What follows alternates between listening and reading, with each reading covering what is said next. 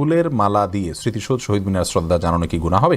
দেখুন, এটা শিরকের সাথে সাদৃশ্যপূর্ণ। এটাকে সরাসরি শিরক বলা কঠিন হবে, কারণ এখানে কেউ ইবাদতের উদ্দেশ্যে দেয় না, কিন্তু শিরকের সাথে সাদৃশ্য হয়, যার কারণে আমরা আমাদের আত্মত্যাগকারী ভাইদের জন্য, আমাদের বীরদের জন্য যাদের অবদান আমাদের প্রতি রয়েছে তাদের জন্য আমাদের ভালোবাসা প্রকাশ করব, তাদের জন্য আল্লাহর কাছে দোয়া করব। ইসলামী শরিয়া অনুযায়ী এভাবে তাদের প্রতি শ্রদ্ধা প্রদর্শন করা জায়েজ নয়। এটি হিন্দু ধর্মের মানুষরা তাদের দেবতাকে যেভাবে সম্মান করে তার সঙ্গে সাদৃশ্যপূর্ণ, অন্য ধর্মের মানুষরা করে, সারা বিশ্বে হয়তো করে, কিন্তু একজন মুসলিম হিসেবে সেগুলো আমাদের জন্য অনুসরণীয় নয়। বরং আমরা তাদের জন্য আল্লাহর কাছে দোয়া করব, সেটাই হবে যৌক্তিক এবং বাস্তবসম্মত। এই ফুলগুলো কোনো মানুষ এটা গ্রাণ নিতে পারে না, তারা নিজেরাও গ্রাণ পান না, অপচয় হয় এবং অযৌক্তিক একটি কাজ হয়।